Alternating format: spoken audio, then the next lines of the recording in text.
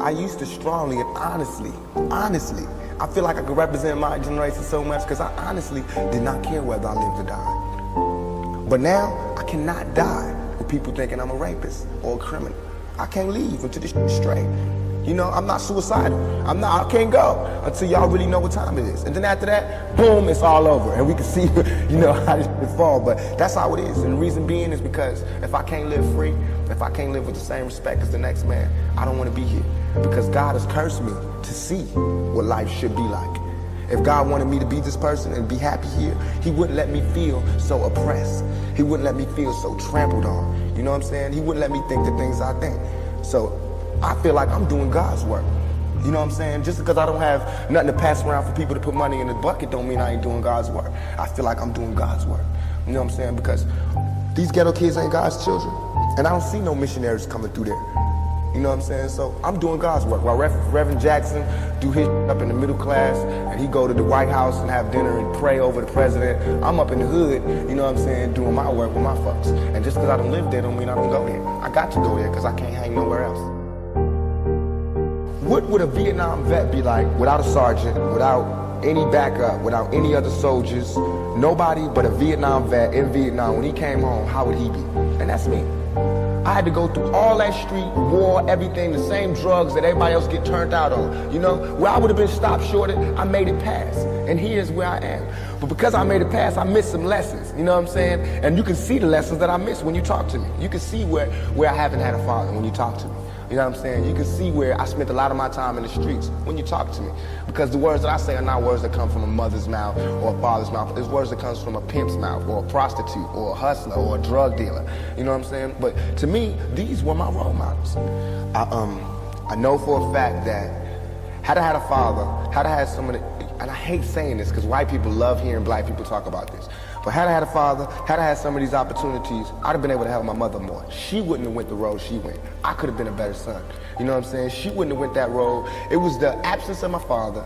You know what I'm saying? I'm dealing with him being daddy not being there. My mother's dealing with him being my man not being there. You know, so many problems in our community that affect everything. So by me not having that, I ain't never want to hear nothing about no kind of relationships between a black man and a black woman. I knew they didn't work. Because as far as I knew, my daddy was the coolest dude out there. And my mama was a Panther. So if they didn't work, it don't work. That's how I felt. You know what I'm saying? And going out there, you know what I'm saying? It's like watching my mother just go through changes and everything. It's like my mother's my partner. She's a soldier. You know, she's a soldier like I'm a soldier. You know, and I watched the peep the game that she went through. If I would have went the same way my mother went, had not she did her route and showed me where it went wrong with her.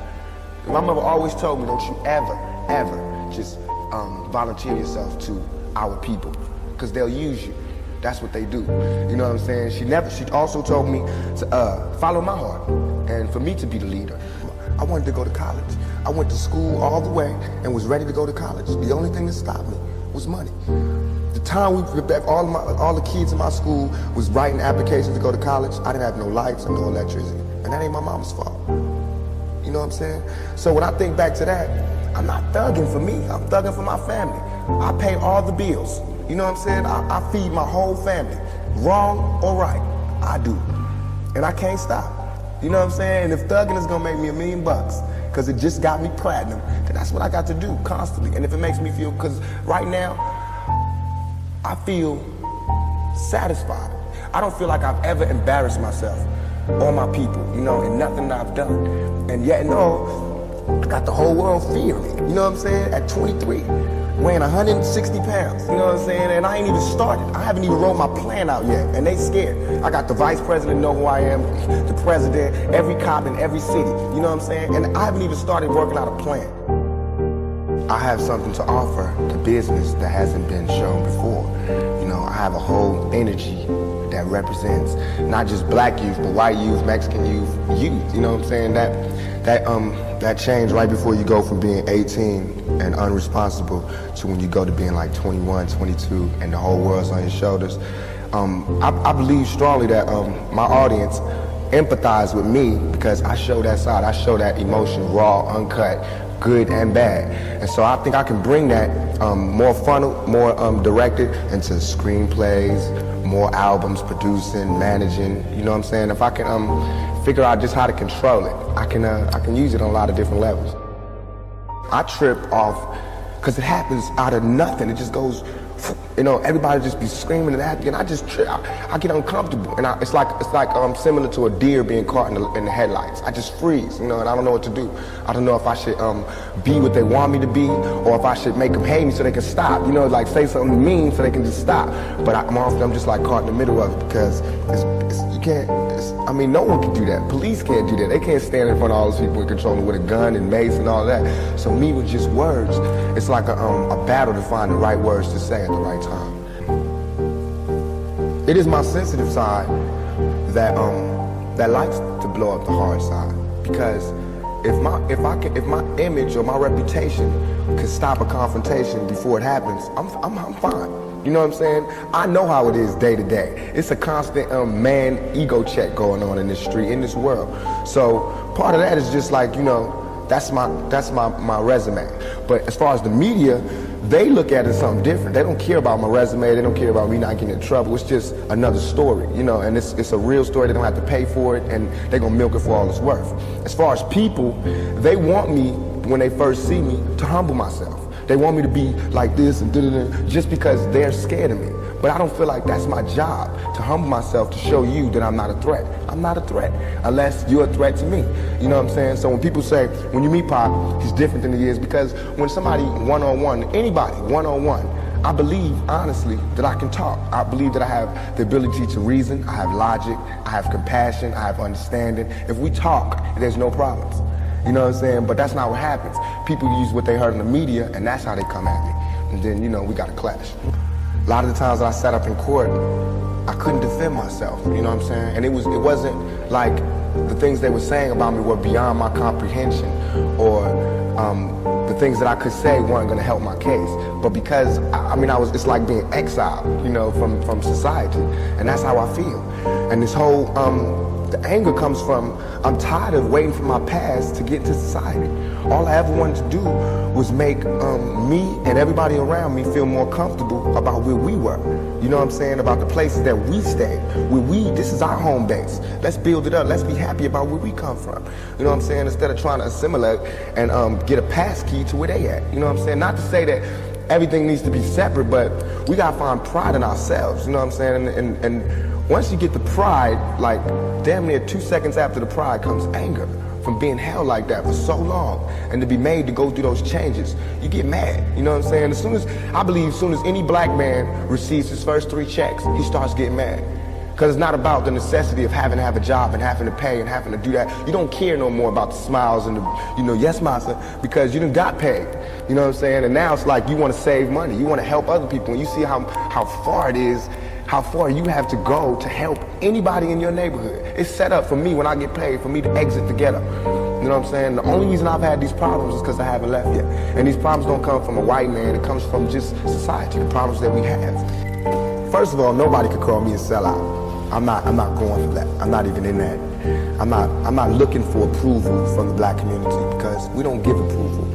We don't really do nothing but exist. So it's not like black people could tell me, you a sellout or you true blue. You know what I'm saying? It's not that. I'm not even caught up in that. But I can see that, you know what I'm saying? The one thing we do have in common as black people is we share that poverty.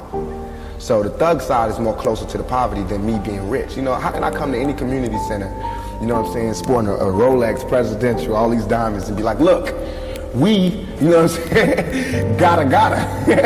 But now, when I say we, they know what I mean. I'm not saying like I live in this neighborhood and nothing, but I'm a thug, and they thugs. They can relate to it. I don't even have to say that, you know what I'm saying? When I come, I don't have to say I'm real. They already know that, you know what I'm saying? From me being me, from not pushing the thugness, but I know from the business that everybody in this business is always whispering in your ear about what you can't say, what you can't do, what you can't wear in this world and in this world. It's 2 worlds, a white world and a black world. All I did was stand in the middle, you know what I'm saying, and say I'm living in both worlds. I can go to the streets and survive, and I can go out here and do my business out here. I'm a high school dropout, you know what I'm saying? As far as my teacher told me when I was in high school, I ain't gonna be, you know what I'm saying? I just gotta, it's going down. You know what I'm saying? It's going down. Everybody's getting pimped. Whether you work a 9 to 5 or whether you work for yourself, you're getting pimped by somebody. That's not the crime. The crime is how long you allow yourself to get pimped. You have to come up. Everything is a come up. Everything is a struggle. You start from the bottom, working to the top.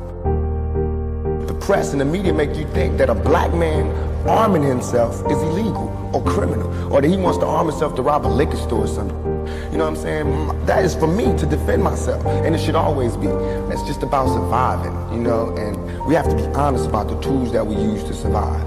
And why is a black life any more recoupable than a white life?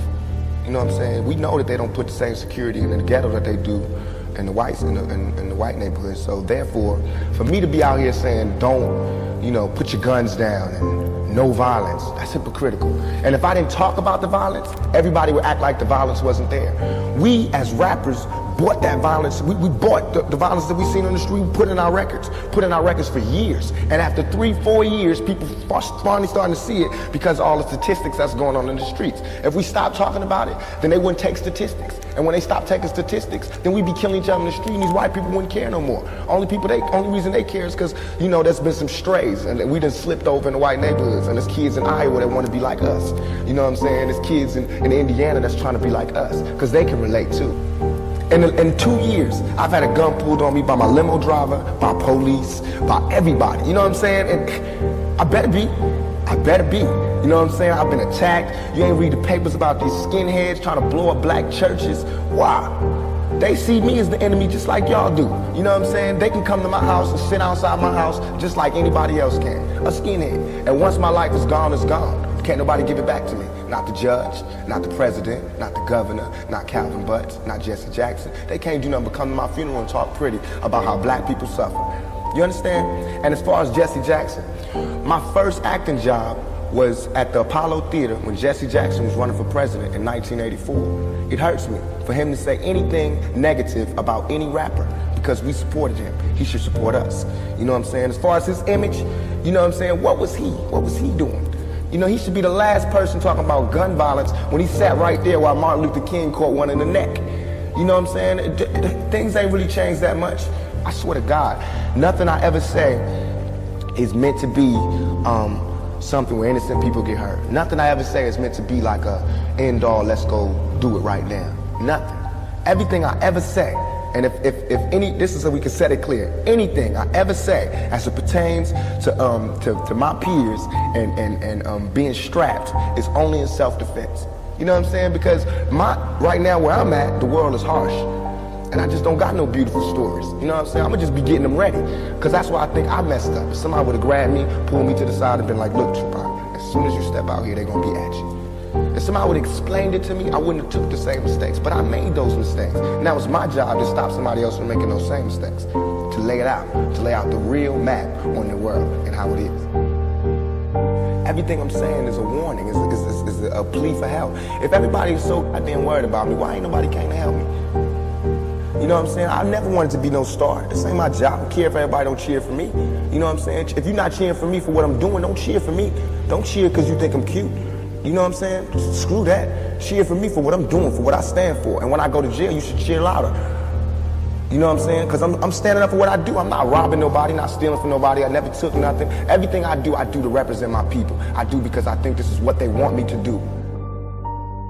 We killing each other because we killing ourselves. We not, when another man, I know, I've been in a position, it's out of our control. It's not like he wants to kill. He just doesn't want to die. You know what I'm saying? It's that situation when you got, we are living in a war zone. It's not as easy as these people are making us think, that they just got some criminal ass black kids with guns. It is not like that. We live in hell. We live in the gutter. We got us stacked up 80 deep in one building. You know, by the time you get out your house, you strapped to protect yourself. Because you living in the same community that the police is carrying rifles and riot gear. They need them excuse my language, I'm so sorry. The same reasons they need the riot hat, the riot jacket, the flak jacket, the double vest, the 9mm Glocks with extra bullets, the tear gas, the mace, all that. Who do you think the police is using that against? Dogs? So we fighting the same villains that they fight in the street. But instead of them seeing us fighting villains in the street, we all villains. At this level, all we're trying to do is unite. And right now, as a year, we got 1 million people that's listening. Now we can tell them something. Now we can try to get them that way, and we might lose some. We might gain some, but we would never even have that audience had we not said what was real. You know what I'm saying? And the main thing for us to remember is that the same crime element that white people are scared of, black people are scared of. The same crime element that white people fear, we fear. So we defend ourselves from the same crime element that they scared of. You know what I'm saying? While they waiting for legislation to pass and everything, we next door to the killer. We next door to him, you know, because we up in the projects where it's 80 in the building. All them killers that they letting out, they right there in that building. But it's better, just because we black, we get along with the killers or something? We get along with the rapists because we black and we from the same hood? What is that? We need protection too.